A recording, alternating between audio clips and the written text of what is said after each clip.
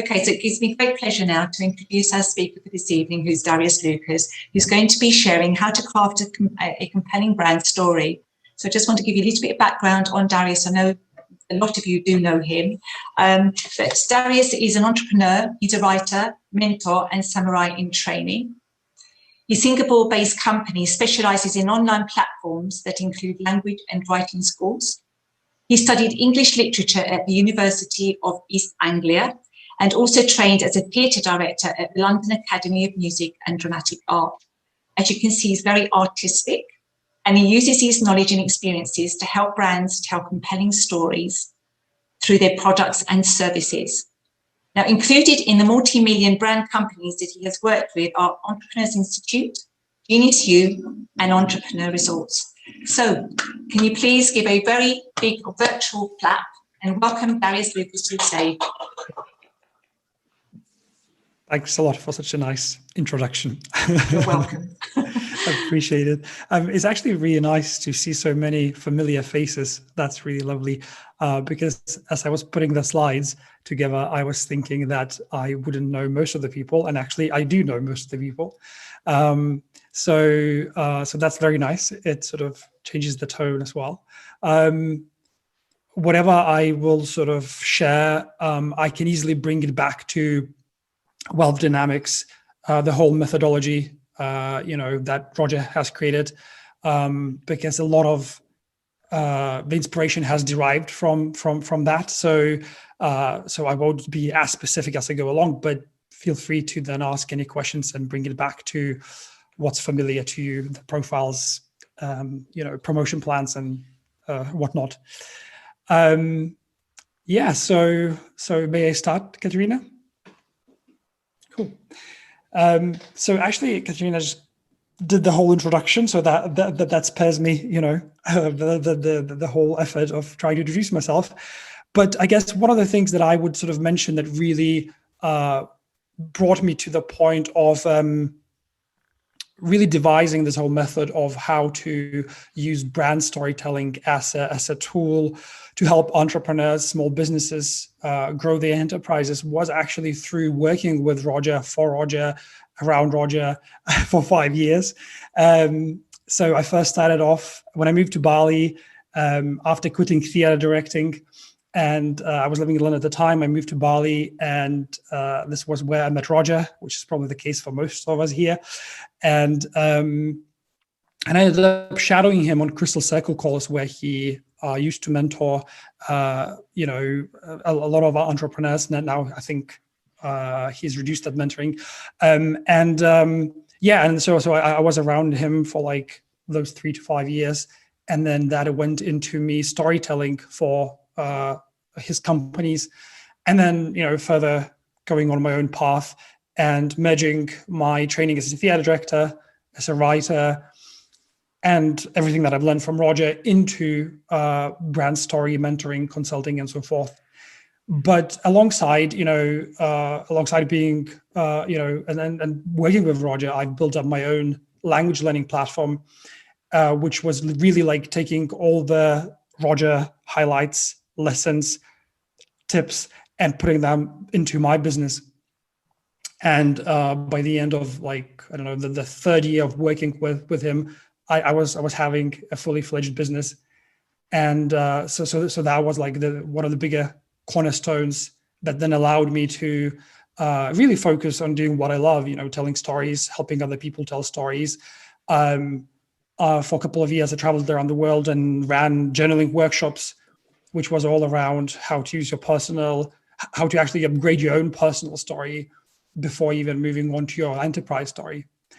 And then ended up training as a samurai, which was then a whole lot of experience, which then I incorporated further into what I teach. But that's like a brief introduction. But the way I've just introduced myself, that's sort of pretty much data, facts. What usually works better in most brands, and for most people, is actual stories. So, for example, if I was to share that my journey was from having a breakdown on a theater stage to the path as a global entrepreneur, probably that would be more relatable. And this is the story with which I open my website, and I share how, back in 2012, I was living in London, studying in this prestigious drama school, and then feeling totally miserable. And then having started to question what life was all about, I ended up moving to Bali and then building up all these enterprises. And this is what is considered to be the way I just portrayed that journey without going into further detail. This is what is commonly known as a hero's journey. And most brands do that. Most successful brands do that. Most successful politicians do that.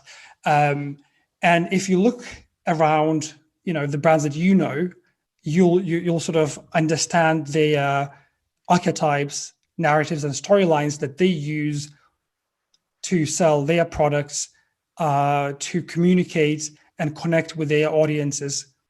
And what I'd love to do today is give you a quick introduction to the hero's journey framework that you can then adapt to whatever you decide to be doing in the next month or two, whether that is a campaign, advertising campaign that you're launching, whether it is a product launch, whether it's a webinar that you're running. A lot of that hopefully can be applied. So, and then I'll propose and share a framework that could be of help, I believe, in working with your brand story. So if we look at brands who story tell well, it would often be, if you look at Red Bull, for example, the whole brand story was always about, as they say, high on caffeine and achievement. They featured in their whole brand is all around achievement, accomplishment, courage, daring, being brave. And that's the whole story that they narrate. So whatever they do with their product or do not do, whatever marketing campaigns they launch, whatever posts they publish on their social, whatever events they organize, they will always be brought back to the hero's journey. And that would be a person who's active, who's engaging in extreme sports, the person who is a high achiever, a person who is, at the top of their game. And you wouldn't question going onto their website and wouldn't expect to find anything else but that. If you look at Arianna Huffington, who would most of you know, she tells a beautiful and relatable story, how she then, when she was founding and working on Huffington Post, she collapsed from exhaustion on her computer keyboard. And that was a wake-up call for her. She realized that she was overworking, and that's how she ended up founding Thrive Global, this whole enterprise, where she, spreads this whole idea about a different metric of success, and then that being, the satisfaction, being able to rest, being able to sort of create and build enterprises in harmony. But if you Google Thrive Global, that story of her collapsing from exhaustion is the key story around which she has written books and has built up the whole brand.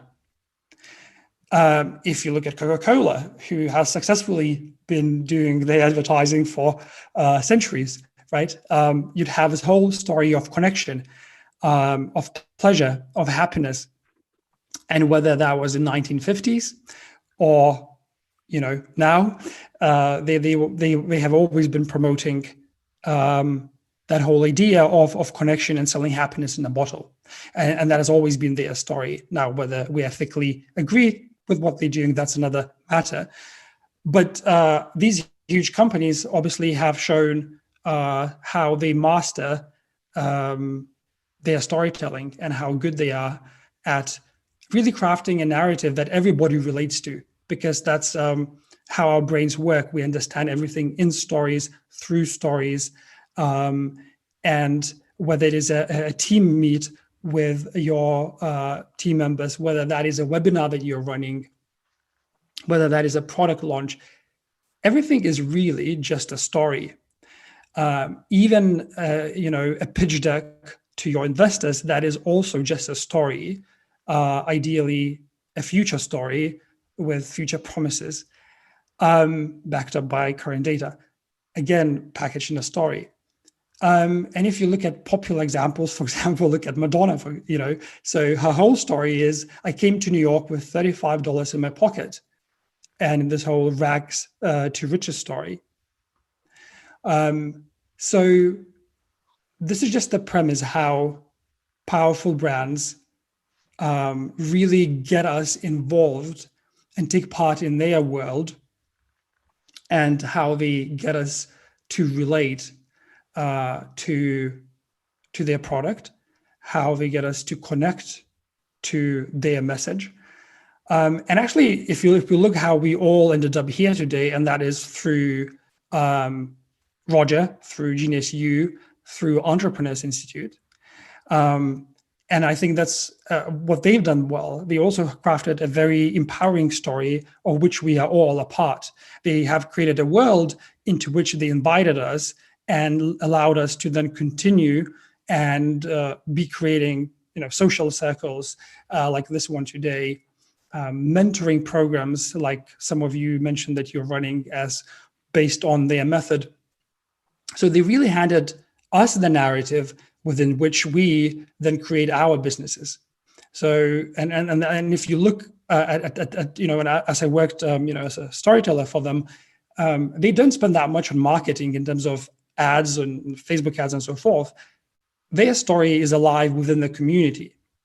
And how they've done that is usually, and this is what I have been involved with, was customer stories, success stories, where we filmed hundreds of entrepreneurs that sort of excelled as a result of Entrepreneurs Institute and Wealth Dynamics.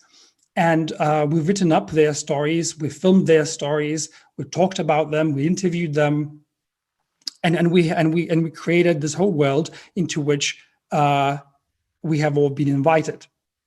Now, how do you go about creating this whole world? What does it comprise of? Where do you start? Because I know that it might sound nice on the outside, but then the question is, how do you actually, start creating it? So this is where we go into this whole idea of, the hero's journey.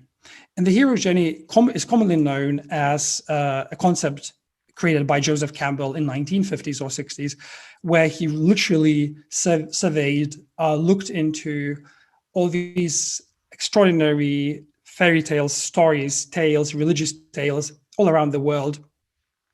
And he really took all of those frameworks and created one particular framework, a storyline, which applies to practically every story, every book that is out there, every Hollywood film, and that is a hero's journey.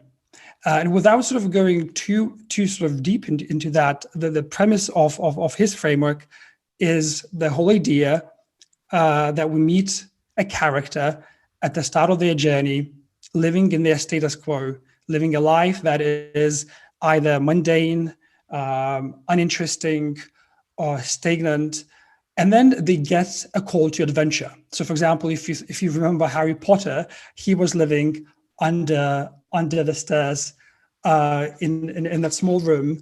His life was very ordinary until he gets the call to adventure, until he gets called to go to Hogwarts. And as I'm sharing this, just think how that applies to everything else that you might have seen, read, shared, talked, and delivered in your workshops, in your communication. So then Harry Potter obviously gets called to adventure, right? He then goes to Hogwarts. But then the journey starts with him having allies, and that is, him meeting his friends, Hermione and others. Then the initiation sort of begins, and slowly he goes into what is called the dark night of the soul, or the stage where you slay the dragons. It's where the hero is tested, trialed, where he undergoes this purging of the soul or the body. And it's almost, in fairy tales, it's almost at the point of sort of they face death at that point. In modern tales, that's usually the hero's inner conflict.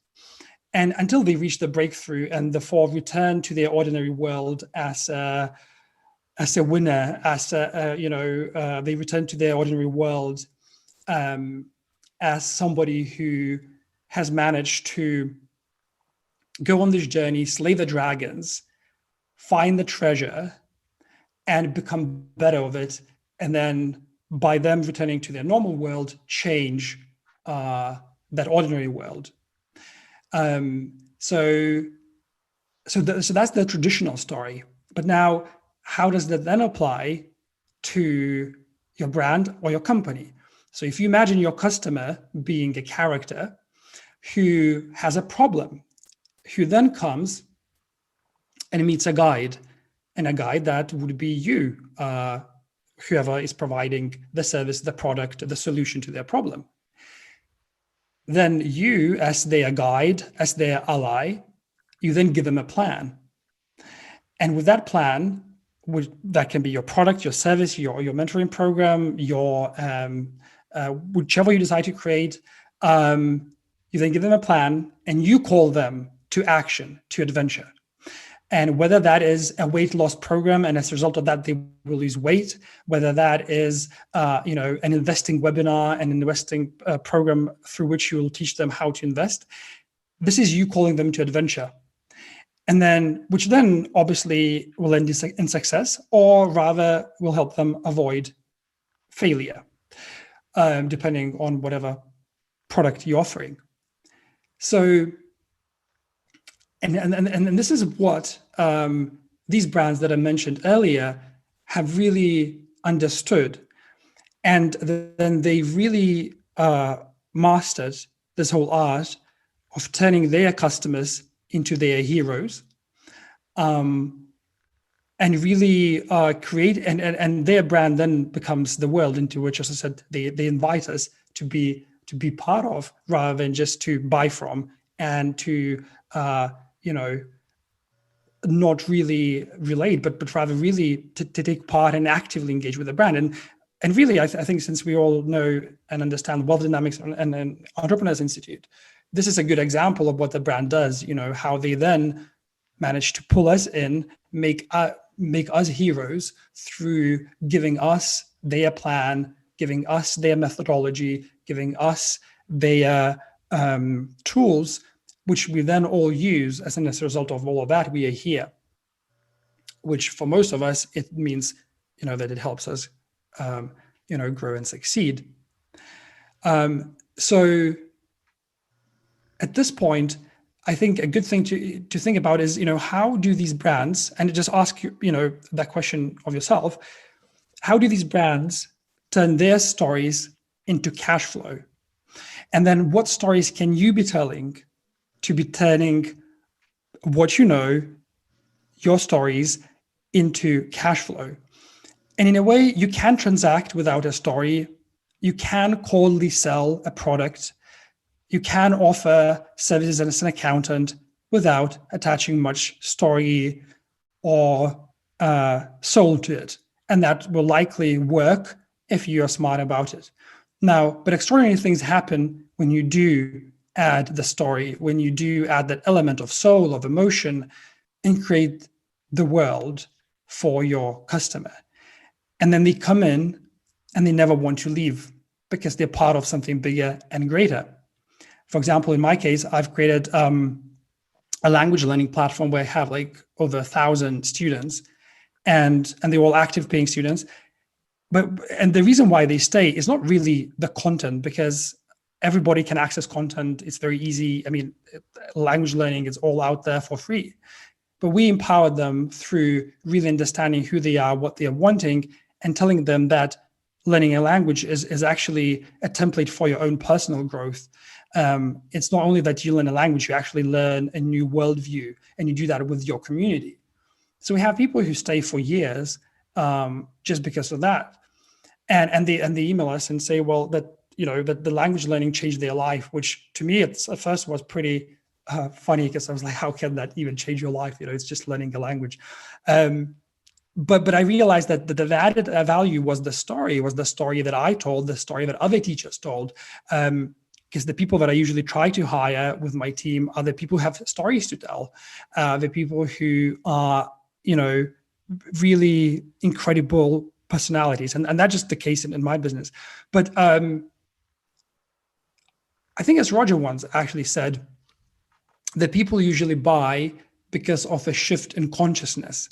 And what a good story can do, whether that is a sales call, a webinar, your product in itself, your whole storyline as a brand, and we'll talk further how to actually create that storyline, how to actually create a story arc, that people actually do buy because of a shift in consciousness.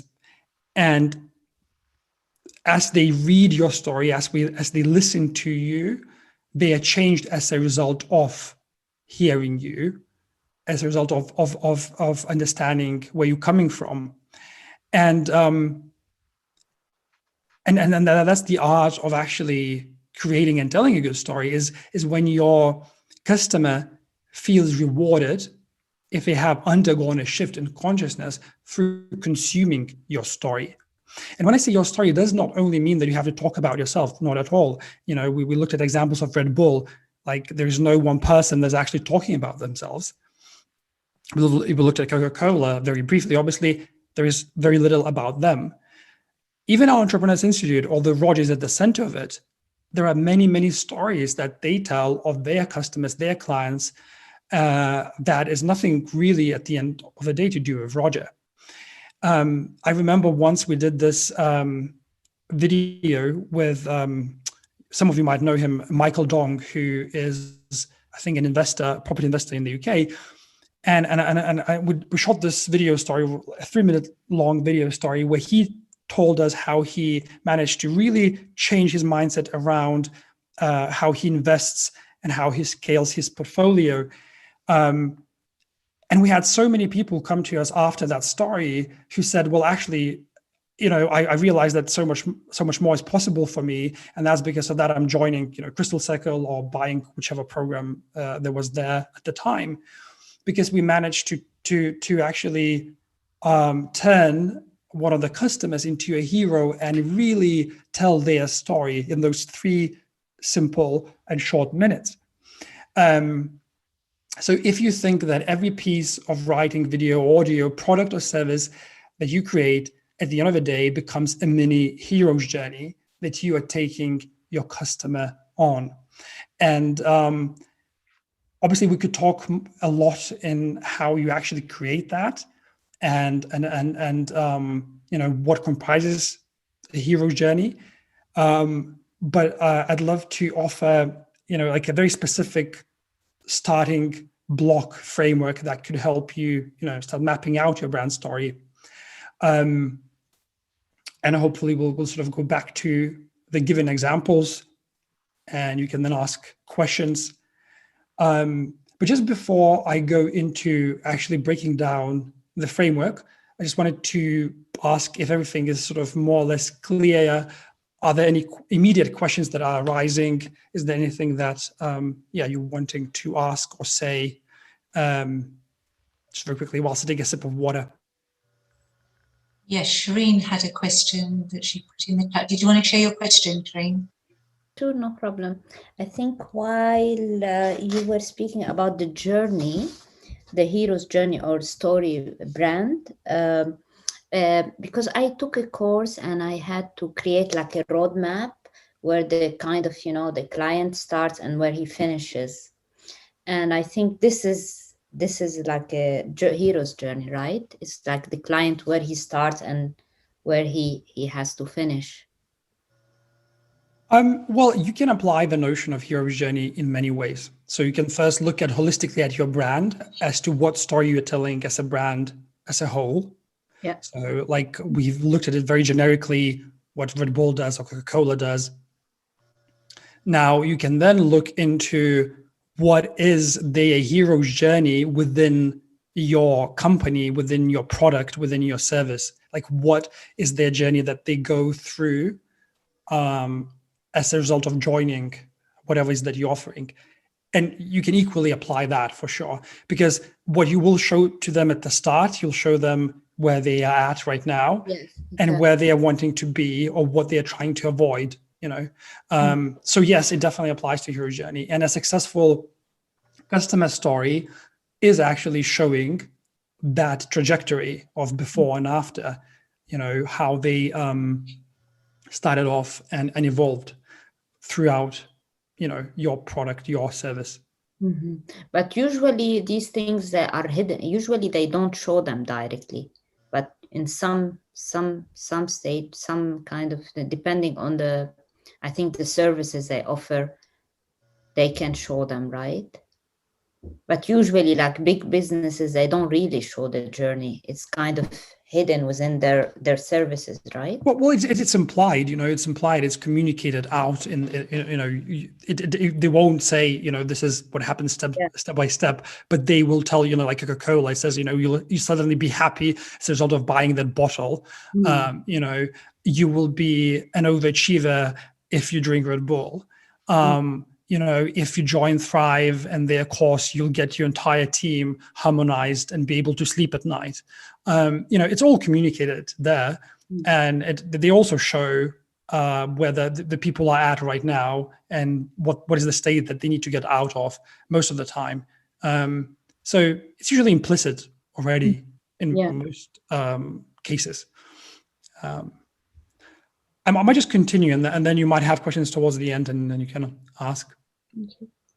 Thank you. Unless there's anyone else that wants any clarification before we continue. I just wanted to add, I think the sort of undergoing the conscious shift in consciousness, I think that's a very powerful and very important part of the storytelling. When I work with a lot of podcasters, I share very similar concepts with how to craft the brand, the podcast brand, to get it so that people actually create podcasts that actually gets shared and has the potential to go viral.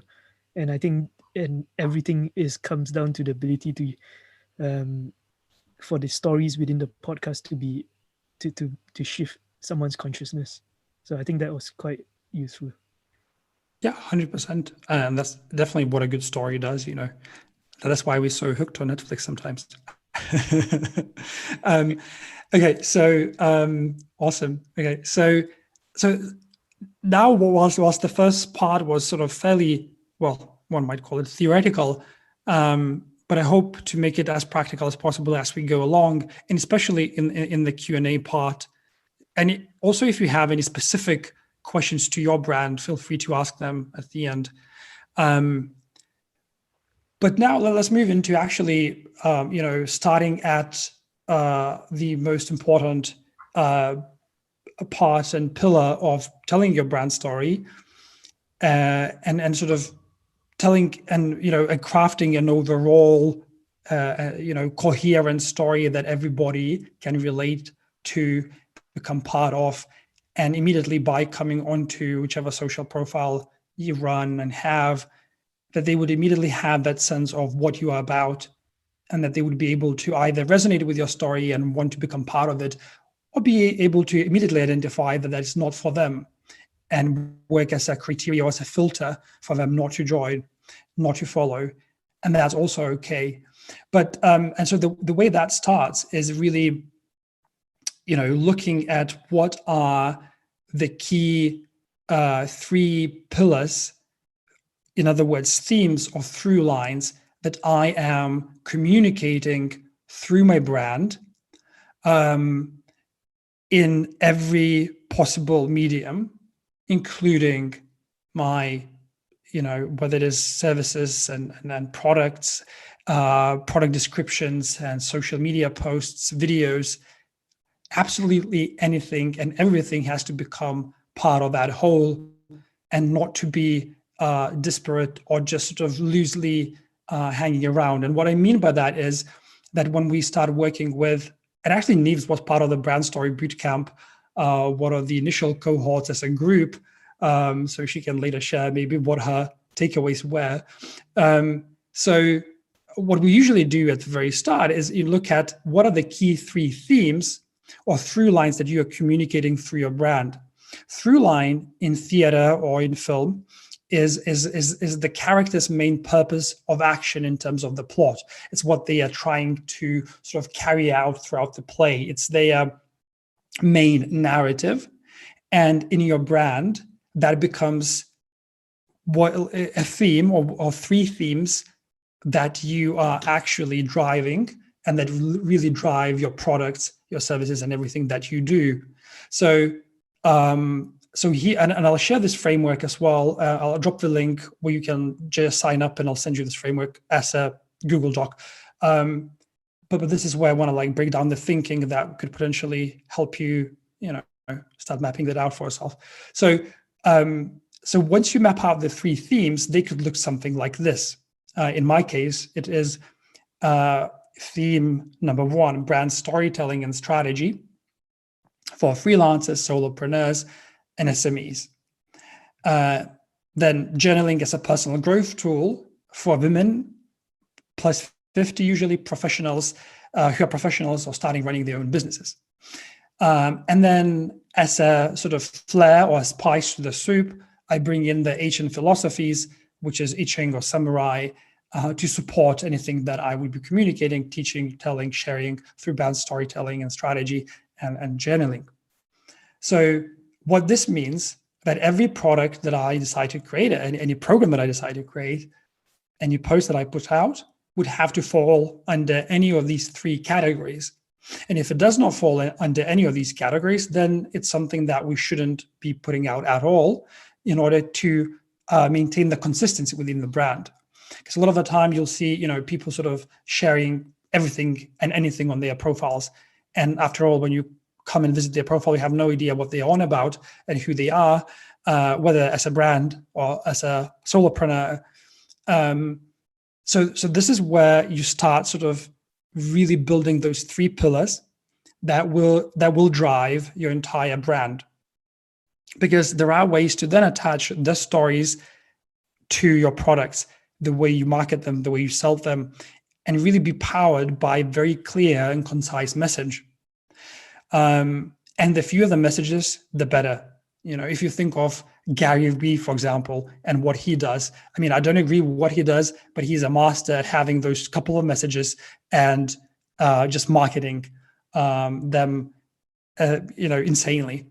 So the more specific, the better. And whilst, when it comes to journaling, yes, not only women who are plus 50, who like journaling, who are running their businesses, join journaling membership or workshops with me, not at all. But this is whom I have in mind, because these are the people that have been coming on board. And I tell those stories to them, and I write them in their language or the language that I feel they would resonate with. So once you map out these 3 key themes, the through lines that will power and drive everything in your brand, you can then go into and look at what are the sub-themes. So the sub-themes would be like the sub-pillars that are holding up the whole structure. So I'll share the framework, as I said before, but you simply then, under each of these main themes, you'll be mapping out the sub-themes. So it will look something like this. So whilst brand storytelling and strategy was a bigger theme that I won't deviate from at all, then I go and ask, what are the bigger sort of buckets in which I want to be telling stories? So I would be, thinking of story-driven marketing, story-driven team, brand voice, personal brand versus company brand versus product brand. So I map out sort of the secondary themes, which are still broader categories under which the rest will fall. They're the same, for journaling. Then I go, well, I could be talking about journaling methods. I could be talking about journaling for productivity, journaling as a form of therapy. And then it goes with ancient philosophies. So what I really encourage you to do is to really pick what are the key 3 themes that you're always communicating. And a lot of the time, like when I work with entrepreneurs, they often say, well, but I have so many themes to talk about. Like there are so many things to talk about. I'm definitely not going to limit myself. And yes, you may not. You don't have to. But the problem is that then you become general, and much harder to relate to. So, for example, if you are all about crypto and investing, it might not be wise to start talking about trauma therapy, because it will be just completely out of place. Now, a lot of people will think, well, I'm a diverse personality, I want to do that. Yes, you can, but then to keep the structure standing solidly, the specificity is required. So being specific over being generic is what counts. So I usually really try and get people to be very specific in how they're going to be communicating. And even if it's a podcast that you're doing and you have to produce 500 episodes, you wouldn't be deviating from the core themes, because that will help you drive the whole ship forward. You'll be recognized for those themes. People will come to you for those. Now, there are stories, obviously, when people reach a certain level of success and they are just known for being themselves. Yes, they can do whatever they wish. When they are on a smaller level of success or of recognition, rather, they don't have as much freedom. Even if you notice what Roger does on his YouTube channel that gets the most views is the stories that he does about the likes of Elon Musk or Richard Branson. He even says it himself. People are, searching first for Elon Musk and Richard Branson, not me. And that humility is what helps him get the views and be found, and then later be found as Roger and Wealth Dynamics. So that just sort of is one of the close to home examples, what people choose to do. So this was the third step, where you would map out your subcategories. Now, then you go into content brainstorm board, which is the place where you look at all these bigger themes that you've mapped out, the key through lines for your brand, for your social, for anything that you decide to do, and the sub themes. You then go and ask yourself, as a brainstorm exercise, because this is just a very initial framework, this is not like a method in its entirety. This is just a very start, which I believe can really get people started on structuring their story. You just ask yourself, okay, well, if I had to communicate within those themes that I just mapped out for a year, what posts and articles would I be writing? What videos would I be producing? What social media ads would I be putting out? What lives on social media channels would I be doing? Be it Clubhouse gathering? What email sequences would I be writing? What photos and visuals would I be choosing for those topics? Because I would want to be known for those specific themes, topics, keywords. And you go on and on. And actually what we then do very often, and not very often, actually always, is really like I get people to then think what products fall under these categories, especially if you're just starting a business. That's usually the case, or if the business is not performing. Obviously, if a business is viable, it's a much easier job. You just structure the story to fit what's working. A lot of the time, it's the reverse. But you attach your stories to your products. You make your products be fueled by your story and your stories, be it your origin story, be it smaller stories of your customers. It's all how you really achieve that shift in consciousness. So I'm just going to quickly drop the link to, so this is like my weekly story newsletter. But if you just sign up, I'll just send you the whole format and framework that I'm showing. Oh, I'm send it to Nives. Sorry. So yeah, I'll send the framework as a Google Doc tomorrow if you sign up. And I see a question from Penny. It's a very good question that Penny's asking. I'll answer in a minute. So Penny's asking, are the themes that you're picking? So are the themes picking up your custom avatars? Yes. Well, so first, what we usually do, and for example, and maybe Nives will share at some point today. So what I usually get people to do is first map out their customer avatars. And what I get them to do is to look at their customer avatars and their customers, rather than avatars, as characters in a play, in a film script.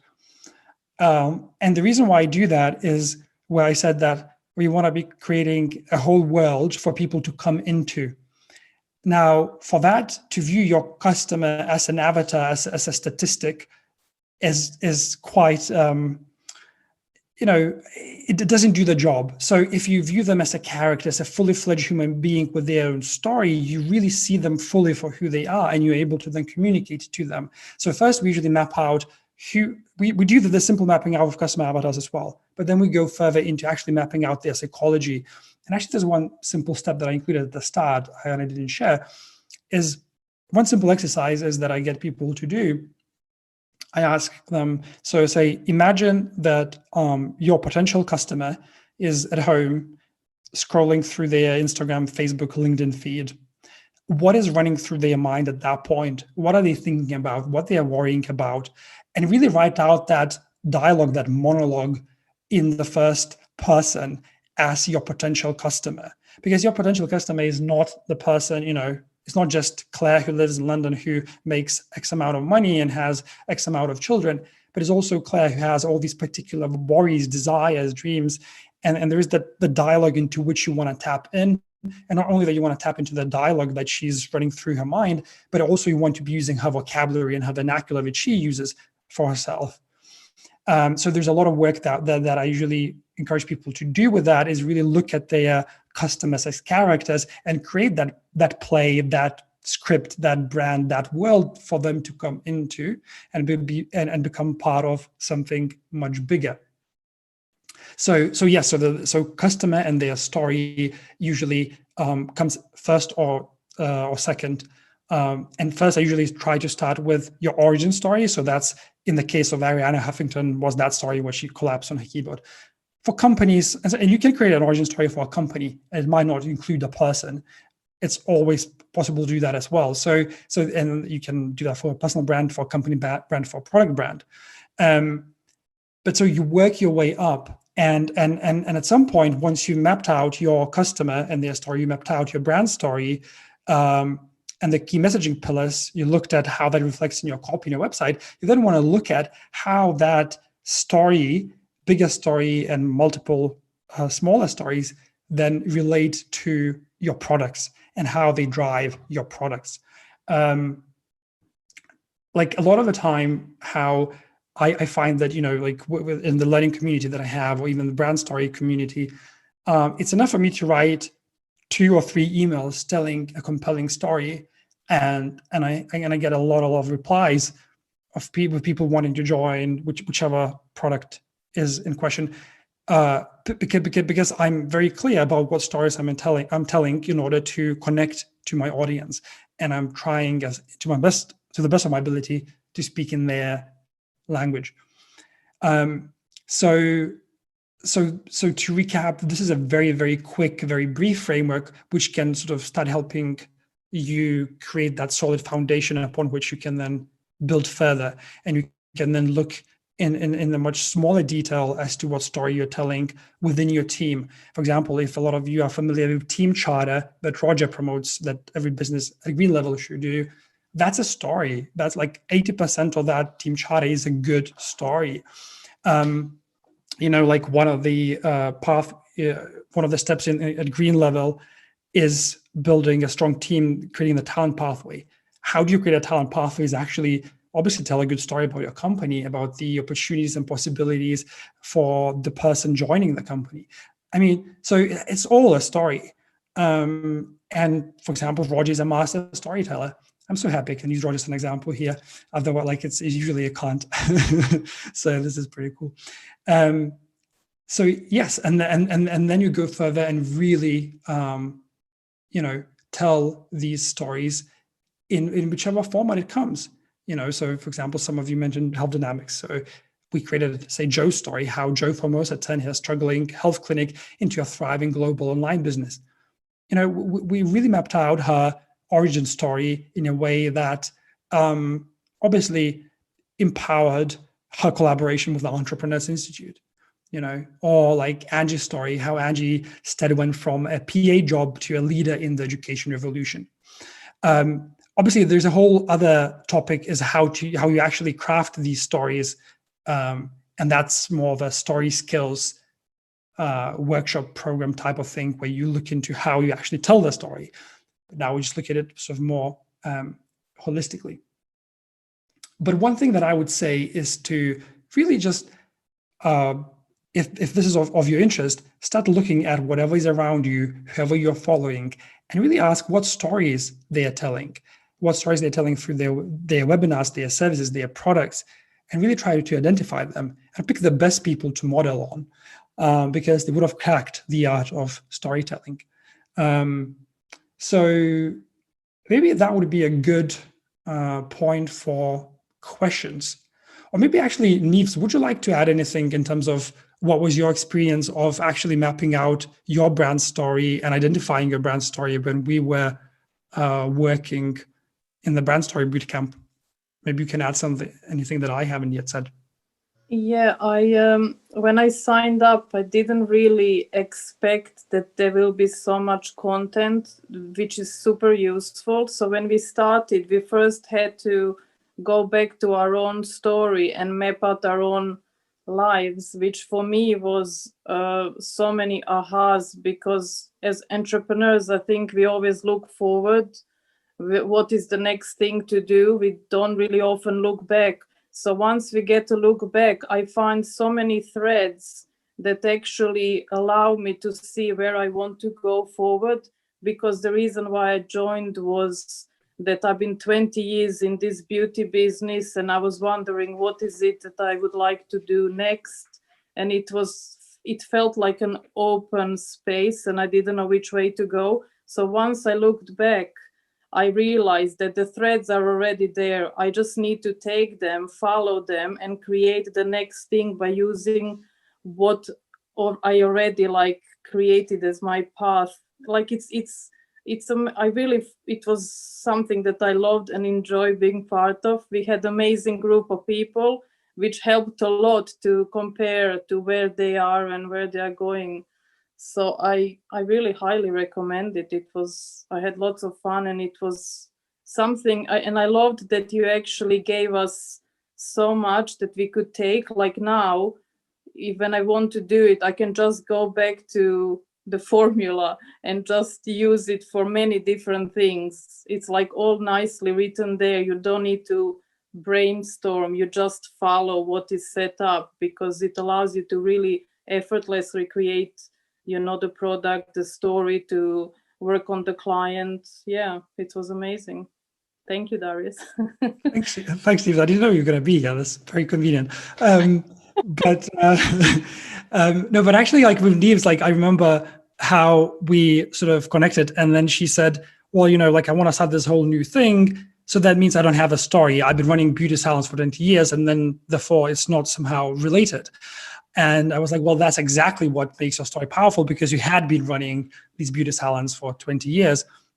And a lot of the time we underappreciate our own story and the power of it, either as a company and its track record, or as individuals, and it's so important to just really, especially if you are a solopreneur, how you can really leverage your story. And we had for example, Michelle Moore from South Africa, now lives in Austria. She moved to Austria, set up a hotel, and also started a career as a coach. And then she was like, well, I ran this very successful business in South Africa. I sold it. So I really don't have a story anymore. And I'm like, well, you do. Well, that's your story. That's everything that you've done is your track record, So it's very interesting, how people just do not, it's we can't sort of really see ourselves objectively a lot of the time. I mean, of course, some of us can, but it's really identifying the key pillars that would make you unique and help you tell the story. But anyway, so maybe that would be either sort of any direction for Katerina, or just questions possibly. I got a question. Sure. Yeah. Yeah. Sorry. So Darius, the examples you shared was when you were with Genius U sharing customer stories, but then when you are working with Neves, you're talking about the personal story.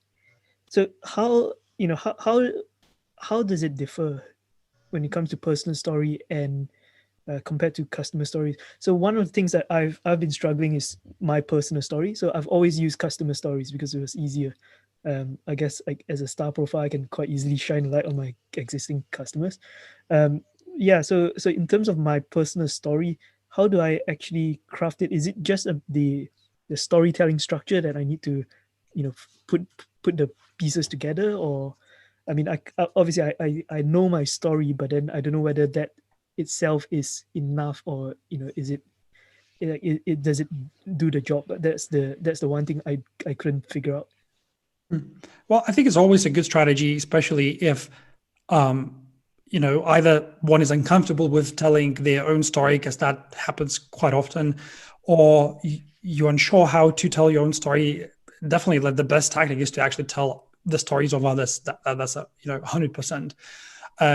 Now, it also helps to, alongside, have your own story, so that people could recognize themselves in you and your journey. And this is where the art of telling your story comes in a sense of, choosing which parts of your own story to focus on. So we have, most of us obviously have lived long enough to have enough stories to tell, and have a certain professional trajectory. But now, like which aspects of that trajectory do you choose to make up your origin story? What is the key event that brought you to do what you are doing today? Like, why are you doing the podcast right now?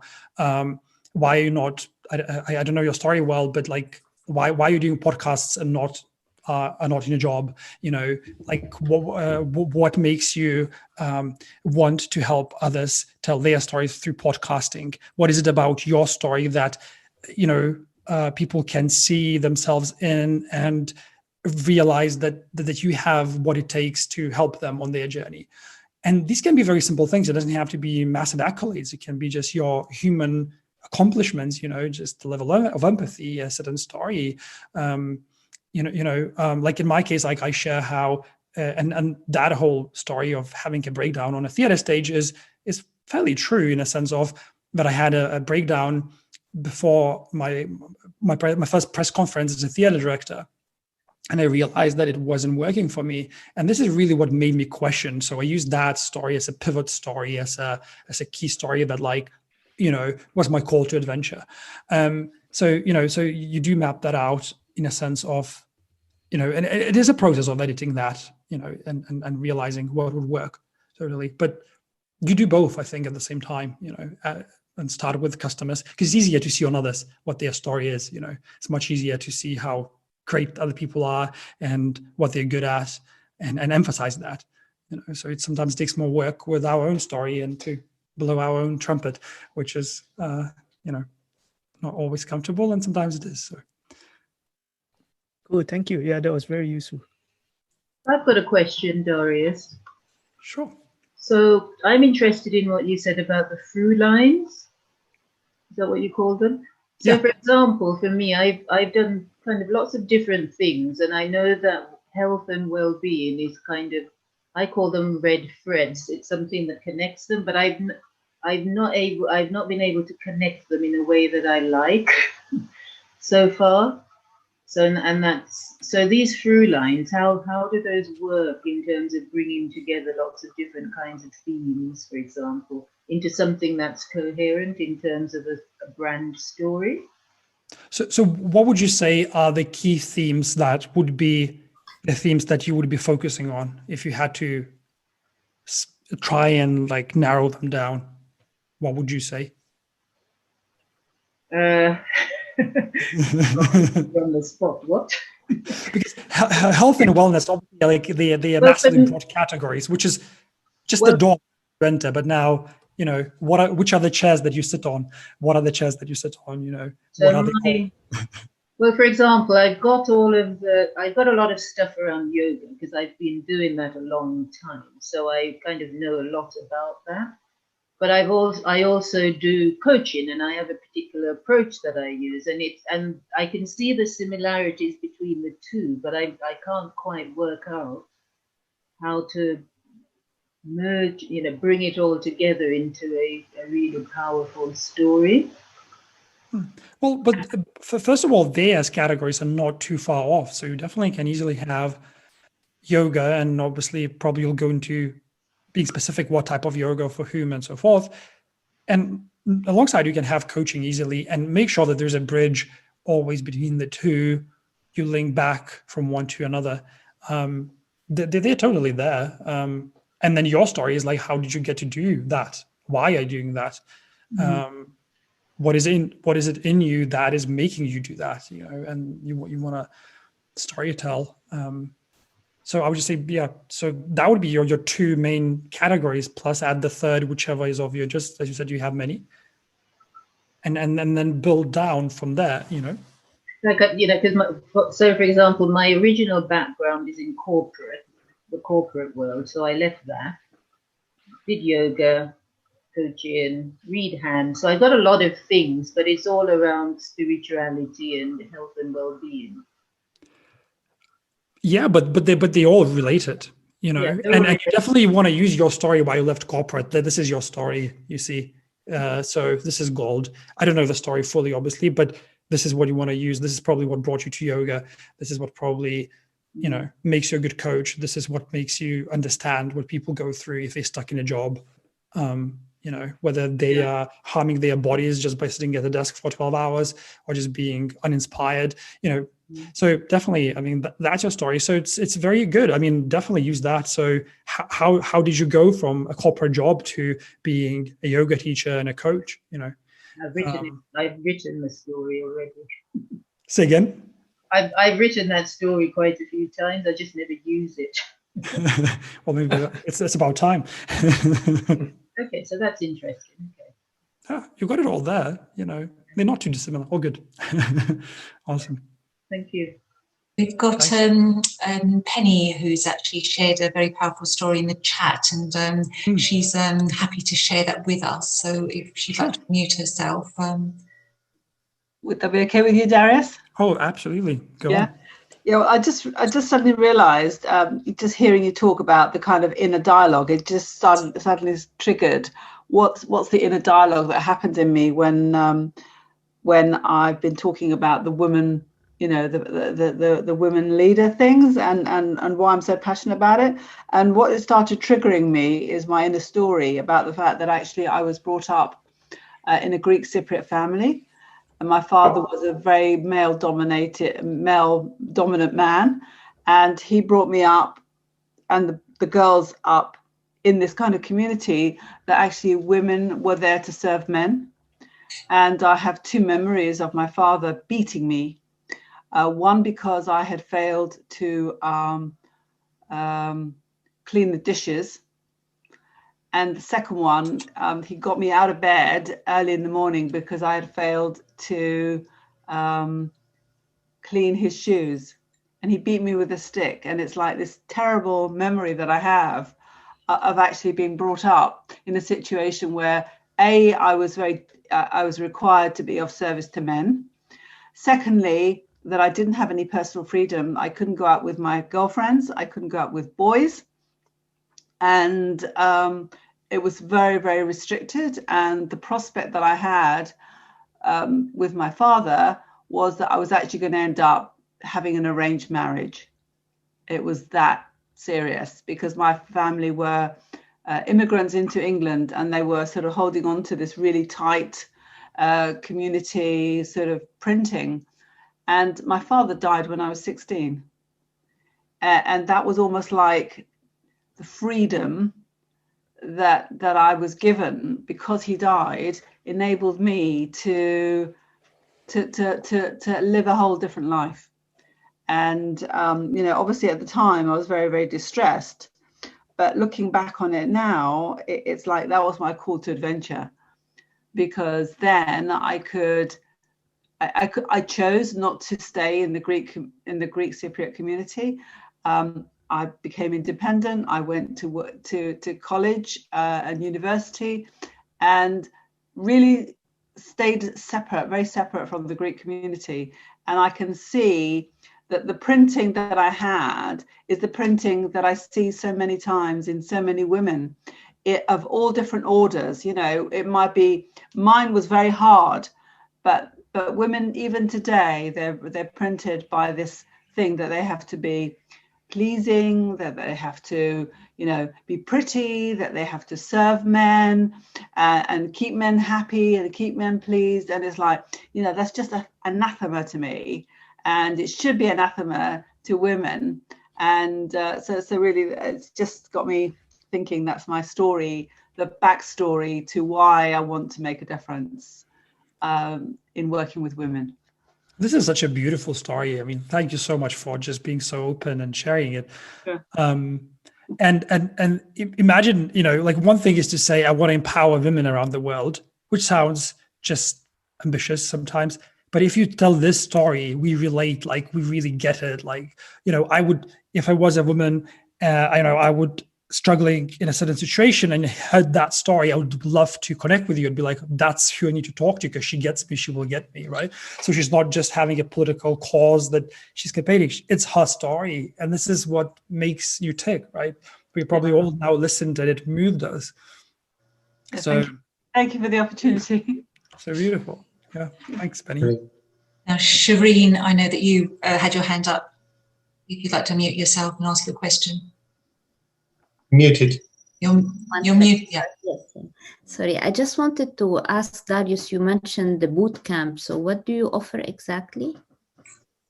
Well, it's usually a group program where we work specifically with all of this, but maybe we should just leave that. I mean, you just can email me and I'll tell more. But essentially this, literally, like, how do you map out your brand story?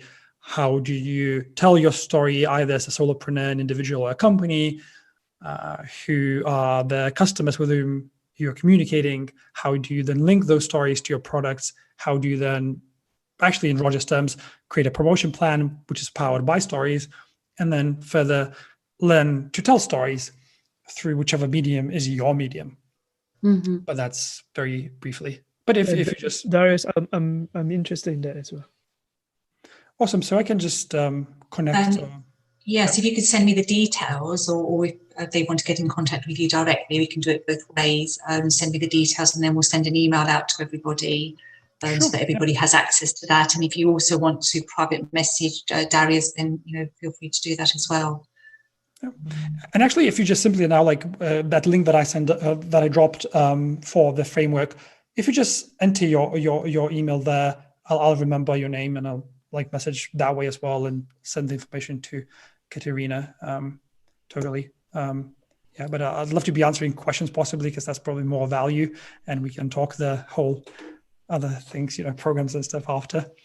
Any more questions from anybody? Yes, I have a question.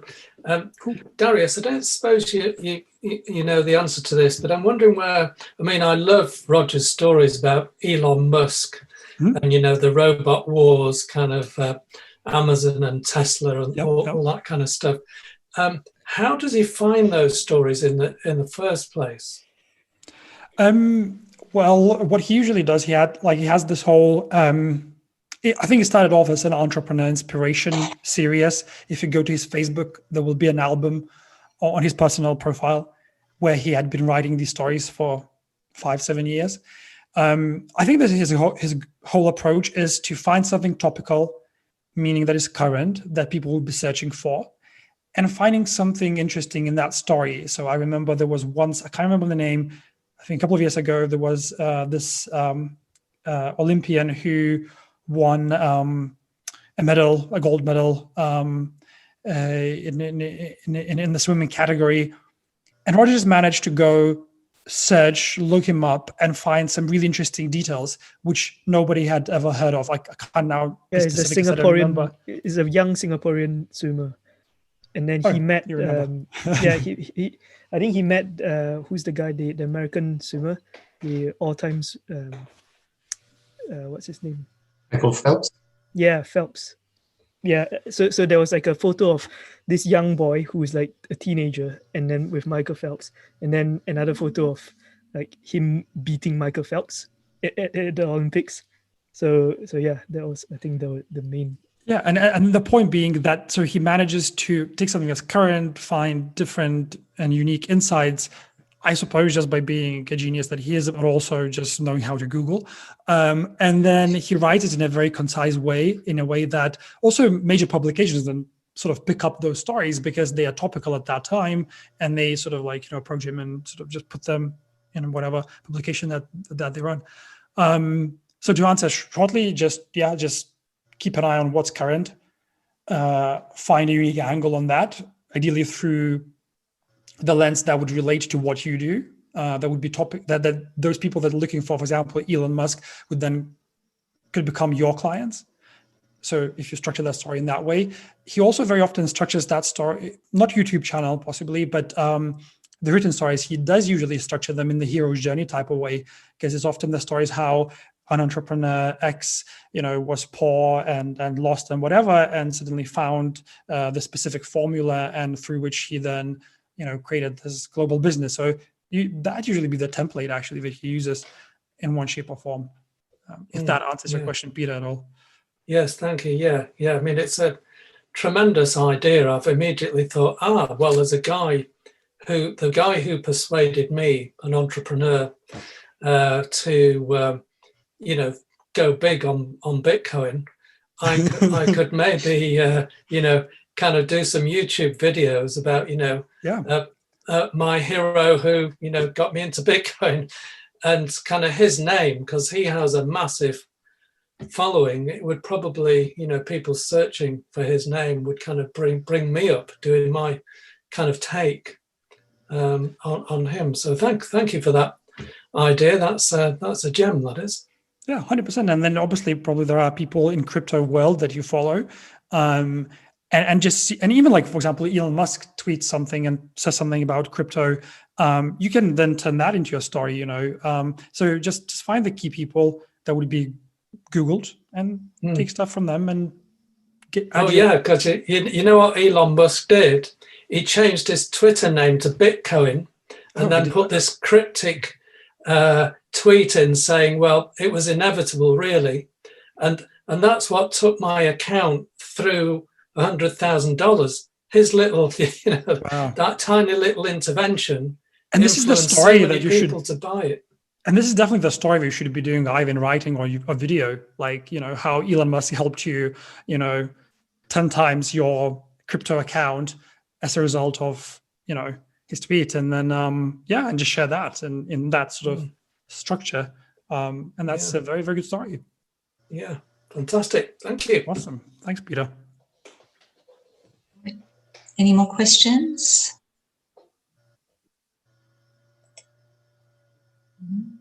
Okay. Well, thank you so much for that. It was absolutely amazing and really, really interesting. And I think it makes us value what we have and what we've been through as well, instead of sort of like hiding it, that we should be using it as a strength to promote ourselves. And as you say, link it to our customers and push that forward. So thank you so much for sharing that. And you said that will you be sending us slides, or can you share those? Are you? Yeah, I think it would make sense if I just shared the actual Google Doc that I screenshot and used as part of the presentation. So that will be just the actual meat of it, and people can go through it and write through it, So yeah, if you just sign up to that link that I dropped, and I'll send them via there, but also I'll send everything to you, Katerina. And then brilliant. Okay, yes, so we can work that out as well. That'd be wonderful. Exactly. Yeah, very much. No problem. So thank you for coming all the way from Lithuania. I don't know what time is it there? Well, it's 10:30, so it's 2 hours ahead. Oh, really? Oh, really? 2 hours, right. Okay, you must be tired. But thank you very much. That was very, very interesting. We really enjoyed it. And so if we could just please say a big thank you to Darius. And thanks a lot for having me. Yes, that was absolutely amazing. Thank you very much. Thank you. Okay, so what we'd like to do is pass the stage over to Woon, who will be telling us where we can get the recordings. If you could tell everybody about that, please, Woon. You have to mute yourself first. You can't lip read, I'm afraid. I haven't got that skill. It's the lockdown anthem, isn't it? The lockdown anthem. You're on mute. Yeah, so let me, I mean, there is a YouTube channel of all previous recordings from from this series of Zoom, I guess, Zoom socials that we're having. So it's actually Entrepreneurs Institute London. I think that's what it's called. And let me just drop the link here. Entrepreneurs Institute London City Circle. Yeah, so if you're interested, that is the link. It's really just all the old talks that we've had. And yeah, so, and I believe you can actually see some interviews there as well. We have a, yeah, if you go to the playlist, there's actually a series called "Have You Been Rogered?" So, which I think is a really cool series of interviews of some of the people within this community. So yeah, that's kind of me really. Thank you, Woon. We'll be posting that link in the email that we'll be sending out, so you'll have access to it that way. And if you want to look at or watch this again, then the recording will be there. So right now, we're going to pass you over to Julie, who is going to be sharing her thought. Over to you, Julie. Yeah, so Katerina asked me, before last month, about sharing something at the end of the program that would support people to do something or make them think about something and potentially think differently. So last time I shared about karma, which Katerina clearly took on board and did something with. Yes, fabulous. So what I thought I'd share today, seeing as the environment we're currently operating in, is something to do with releasing the pressure on us. So as part of lockdown, I mean, you all know this, so I'm not pitching it, but I wrote a book called Stress the Reality. And stress is preventable. And stress as a definition, and I did some morning sessions for this meet. So stress is preventable, but we have to know what it is that's causing us the pressure that then becomes too much pressure, which causes a stress. So what I thought was that I'm going to ask you to think about something that is putting pressure on you that is not conducive. So it's not positive. It's not a particularly good thing to have on you. Now, and pressure comes from our home life, our work life, our financial situation, and our relationships. That's sort of the 4 key areas. So what I was thinking I would ask you to do is to identify what the pressure is and do something about it, which is quite a challenge for some of us. And to do something about it, we have to, one of the things that causes the undue pressure is when we perceive the thing to be a threat to us. And that changes how our body works. So I'm going to ask you to pick something that is not serving you, whatever that might be. And that's probably the best way of saying it. It's not serving you. It's putting undue pressure on you. It can come at you from any angle, and then to do something about it.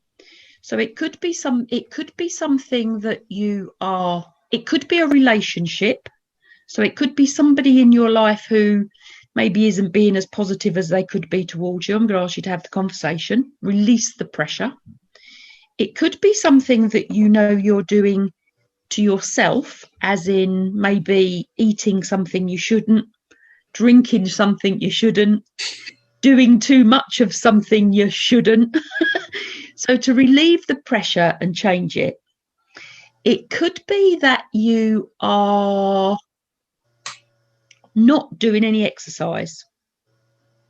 That's my one, by the way. So I'm putting my hands up on this one. It could be that you're not doing any exercise. So I'm going to ask you to do some. I'm not saying it has to be huge amounts. You know, it could be 5-10 minute walk 3 times a week or something. but it releases the pressure. It gets you out of yourself. It could be a friend who's, I don't know, said something that's niggling in your head. Have the conversation. So it can be anything, but it's something that's not causing you to feel as good as you possibly could. So that's my sort of thought and challenge today, to do something that will relieve the pressure on you, however you do that and whatever it is. Thank you very much. That's a lot to think about, but I'm sure that we can all relate to one of those areas. And yes, thank you. I was thinking lots of different things. Yes, we've been asking all you. Yes, next time whether or not you've moved forward with that. But thank you so much. I just enjoy listening to you. You just do make us think very deeply. Thanks for that, Julie. That's absolutely You're welcome. amazing. Thank you. Sorry, Right, Kay. Oh, you've got something to ask us, Shreen. Yeah, just a question. Like, I mean, now we are meeting online. This is the first time I do like networking online.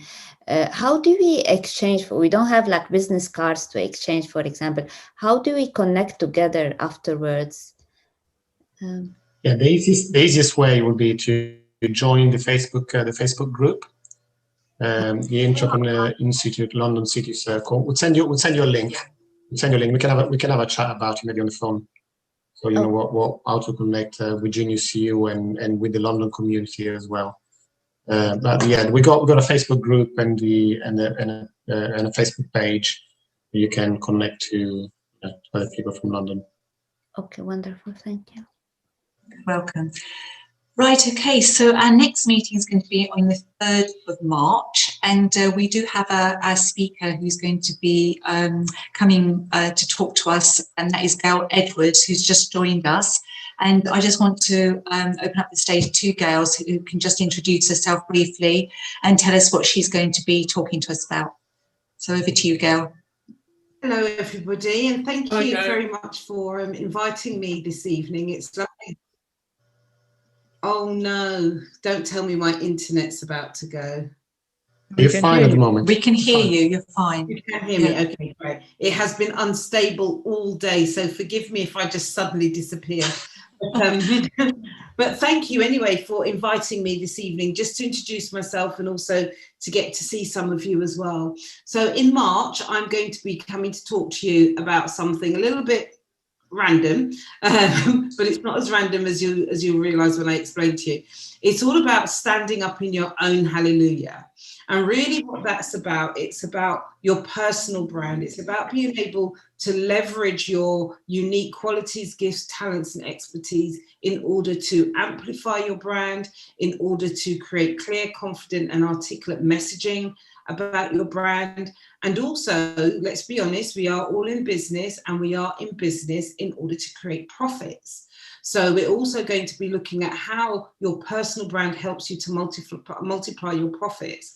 One of the things I'm going to be talking to you about the profits, though, is how to make more impact on a global scale with those profits. So there's something that I'm very passionate about called the human-to-human economy, which is all about, you know, for every interaction that somebody has with me, that then creates a giving impact for somebody else that's in need, a community or an individual that's in need somewhere else in the world. So we'll talk a little bit about that as well. So there will be an exercise for you to do. It's not going to be you sitting there listening to me, I'm afraid. You are actually going to have to dig in and, you know, get working, because at the end of the day, this is about you being able to really build and leverage your personal brand. We are in a digital age, and none of us can escape the noise that's around us digitally. And how do we make ourselves stand out? So by the end of our session together next month, I'm trusting that you will all have something that really does help you to stand out.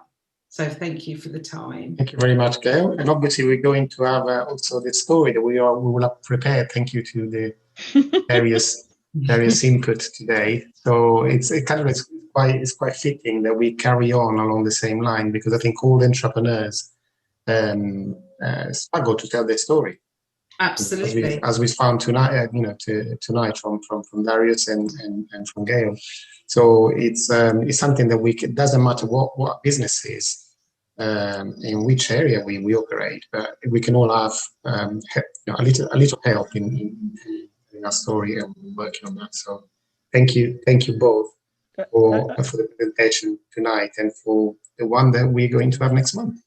Yes. So, right. Okay. So we're coming to a close now. We'd like to thank you again, Darius, for being our speaker this evening. I think we've learned an awful lot from you, and I think you've given us lots to think about as well on a deeper level.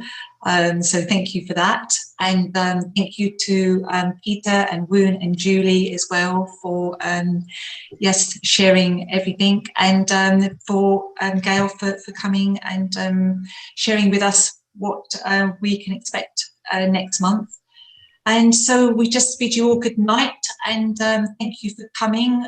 We really enjoyed the evening, and we hope that you have too. So if we could just all give ourselves an applause and say good evening, and thank you again. Thank you. Thank you. Good night, everyone. Good night. Take care. Thanks for running a great social again, Luca and Katerina. Brilliant work. Really appreciate it. Thank you. Thanks, Peter. Thank you. Bye. Take care. Thank you. Bye-bye. Bye. Bye-bye. Bye-bye.